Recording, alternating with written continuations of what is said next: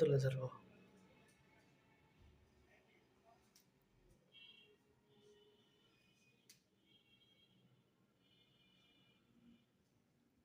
একটা কম্বল, একটা সিঙ্গেল কাঁথা, একটা বালিশ, কাপড় ছাড়া, একটা সোয়েটার বস্তা, একটা স্কুল ব্যাগ, একটা পার্টি।